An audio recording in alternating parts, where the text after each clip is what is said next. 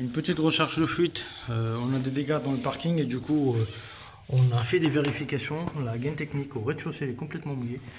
D'accord. Et oui, là quand vous voyez qu'il y a de l'eau qui coule, il y a de l'eau ici et il y a de l'eau là. Donc j'ai vu tout à l'heure le compteur il tournait ici à ce niveau là.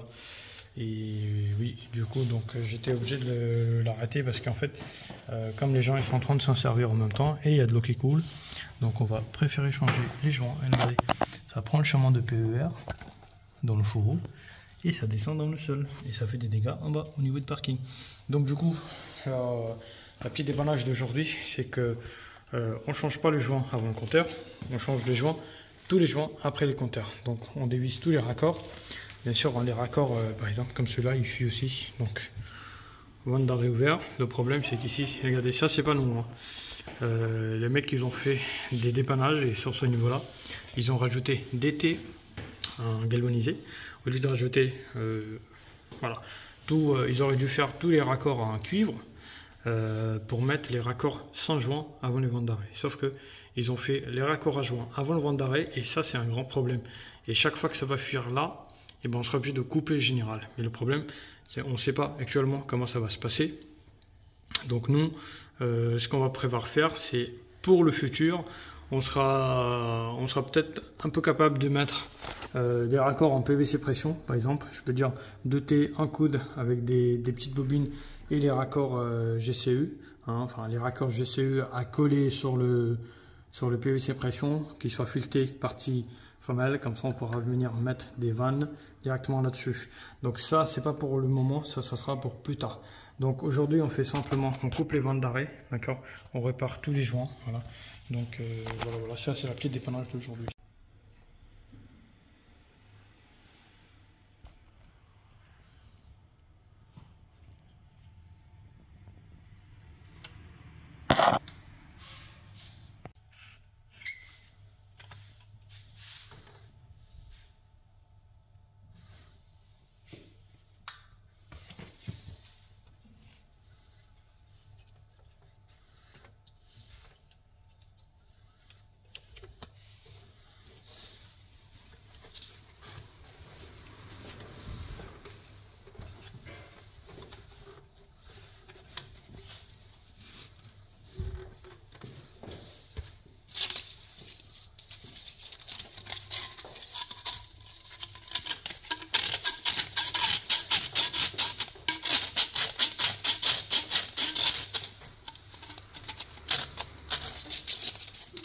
Voilà, au moins j'ai enlevé une partie, vous voyez, de couche, là, une petite couche qui était là-haut.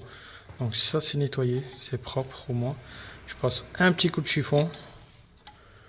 Et voilà, là il n'y a plus qu'à placer joint. Par contre là, comme le raccord, je vais essayer de mettre un joint, mais je pense pas que ça va être une bonne idée, mais je vais mettre quand même deux joints.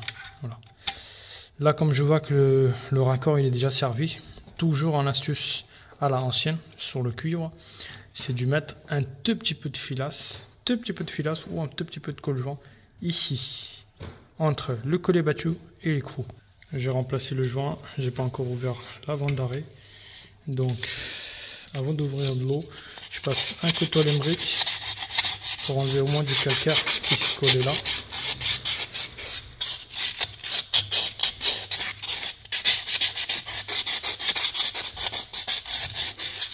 Donc ça fasse un peu propre. Et là on ouvre la vanne d'arrêt.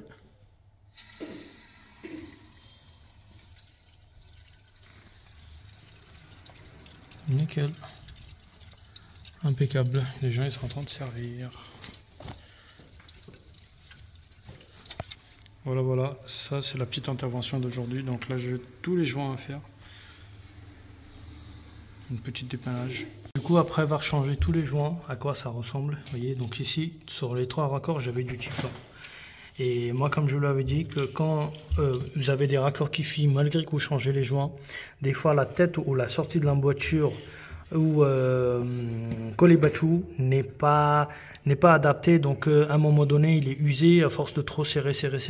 Donc ce qu'il faut faire entre l'écrou et collet battu, il faut mettre un peu de filasse ou flux joint. Donc voilà, au lieu de faire sur les filettages. Voilà.